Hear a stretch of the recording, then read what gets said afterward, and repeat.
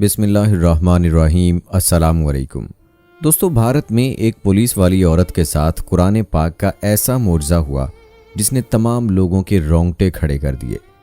اللہ تعالیٰ نے اس عورت کے ساتھ ایسا کیا کیا کہ وہاں پر موجود تمام لوگوں کی آنکھیں پھٹی کی پھٹی رہ گئیں اور ہر کوئی یہ سوچنے لگا کہ ایسا کیسے ممکن ہو گیا، یہ کیسے ہو سکتا ہے۔ پیارے دوستو، یہ پولیس والی مسلمانوں سے بہت نفرت کرتی تھی، یہاں تک کہ مسلمانوں کو دیکھنا تک بھی اسے گوارا نہ ہوتا تھا۔ اگر کسی وجہ سے مسلمانوں کو گرفتار کرنا پڑتا تو واپس آ کر اپنے ہاتھوں کو جن سے وہ مسلمانوں کو گرفتار کرتی کئی بار دھوتی۔ اس کے والدین نے اسے مسلمانوں سے دور رہنے کا کہا۔ مسلمانوں کے خلاف اس کے اندر انتہائی بغض تھا۔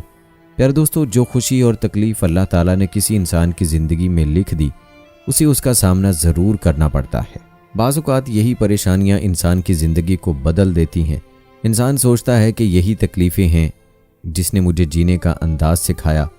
ایسا ہی اس ہندو پولیس والی کے ساتھ ہوا جسے دیکھ کر لوگ حیران و پریشان ہو گئے۔ دوستو، یہ واقعہ راجستھان کے ضلع جے پور میں پیش آیا، جہاں ایک ہندو عورت پولیس انسپیکٹر کے طور پر اپنے فرائض سر انجام دے رہی تھی۔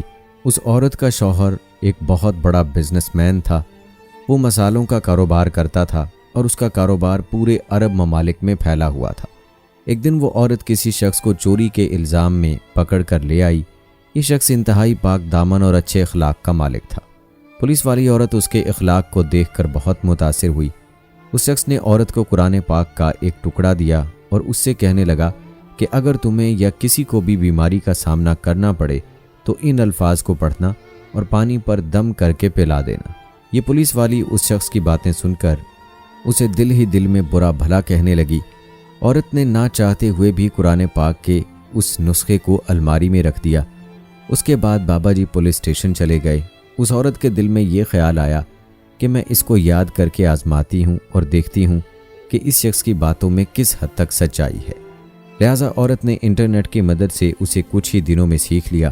ایک دن جب اس نے ترجمے کے ساتھ پڑھا تو اس کی آنکھوں سے آنسو جاری ہو گئے اور وہ یہ سوچنے لگی کہ یہ کس قدر عمدہ کلام ہے جو دلوں کو نرم کر دیتا ہے۔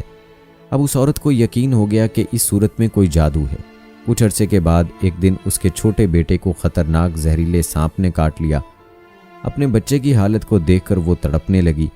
جب وہ اپنے بچے کو ڈاکٹر کے پاس لے کر گئی تو ڈاکٹر نے کہا کہ زہر بچے کے پورے جسم میں پھیل چکا ہے، اب اس کے بچنے کی کوئی امید نہیں، ہم تمہارے بچے کے لیے کچھ نہیں کر سکتے، تمہارا یہ بچہ بس کچھ ہی گھنٹوں کا مہمان ہے۔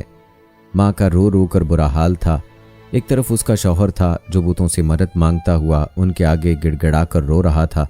انتہائی پریشانی کی حالت میں عورت کو اس شخص کی باتیں یاد آئیں جو اس نے کہا تھا کہ اس صورت کو جس کسی مریض کے لیے پڑھا جائے یا پانی پر دم کر کے پلایا جائے تو وہ چند ہی سیکنڈز میں ٹھیک ہو جائے گا۔ اس نے بتایا تھا کہ اس صورت میں ہر بیماری کی شفا ہے۔ پیارے دوستو، اللہ تعالیٰ اس عورت کو ایمان کی طرف لانا چاہتے تھے۔ اللہ پاک نے اس کے دل میں اسلام کی محبت پیدا کرنی تھی۔ جب عورت نے اس صورت کو پڑھ کر بچے پر دم کیا جہاں اسے سانپ نے کاٹا تھا تو دم کرتے ہی اس کا بچہ ٹھیک ہو گیا اور اٹھ کر بیٹھ گیا۔ وہ ایسے کھڑا ہوا کہ جیسے اسے کسی سانپ نے کاٹا ہی نہ ہو۔ اب اس عورت کا شوہر یہ معاملہ دیکھ کر اس کے پاس دوڑتا ہوا آیا اور کہنے لگا، ڈاکٹر ہمارے بچے کو ٹھیک نہ کر سکے تو تم نے ایسا کون سا عمل کیا کہ ہمارا بچہ ٹھیک ہو گیا؟ اس پر عورت نے کہا کہ کچھ نہیں، بس ایک صورت ہے جو ہر بیماری کو ٹھیک کر دیتی ہے، اور وہ صورت مجھے یاد تھی۔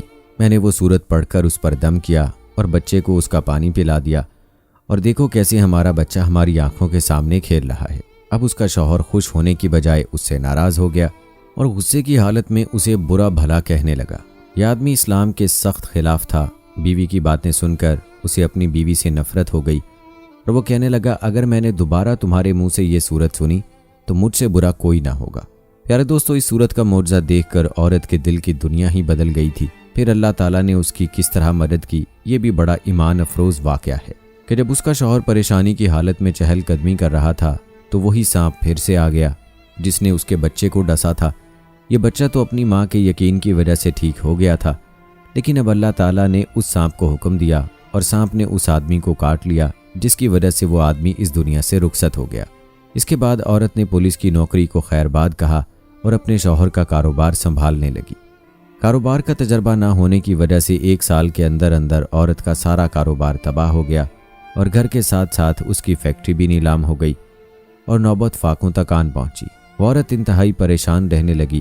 اس نے سوچا کہ میں سورت فاتحہ کی تلاوت کرتی ہوں، شاید میری ساری پریشانیاں ختم ہو جائیں اور میرے مال میں بھی برکت ہو جائے۔ لہٰذا عورت نے دن رات اس سورت کی تلاوت کرنا شروع کر دی۔ وہ اٹھتے بیٹھتے اس سورت کی تلاوت کرتی۔ اسے اس سورت پر یقین تھا اور اس بات پر بھی کہ اس کے گھر کے حالات بدل جائیں گے۔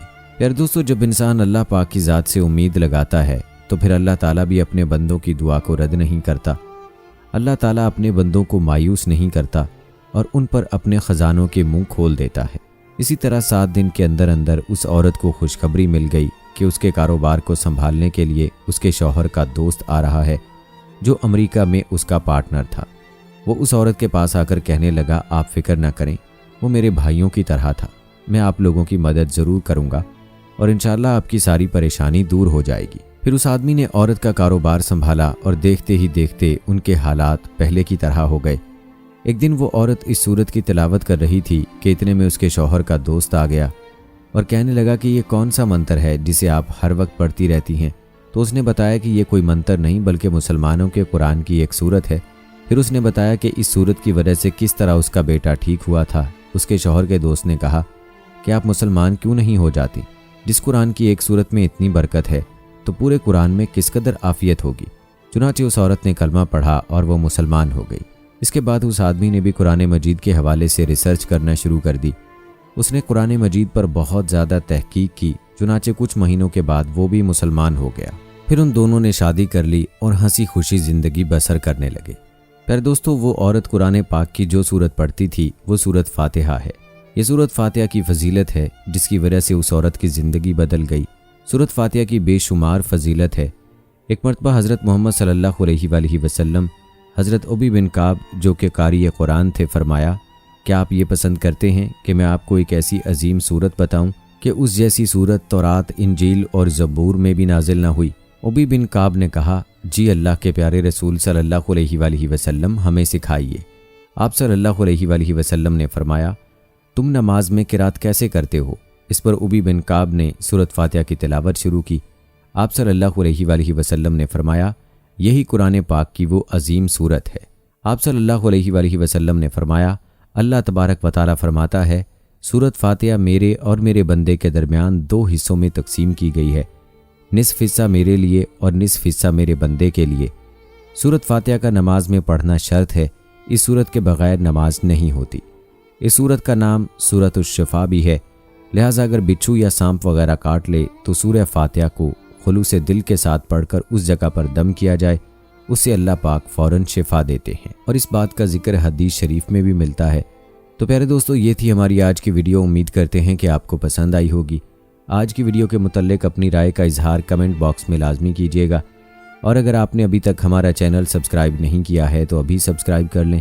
ملتے ہیں اگلی ویڈیو میں، تب تک کے لیے مجھے اجازت دیں۔ فی امان اللہ۔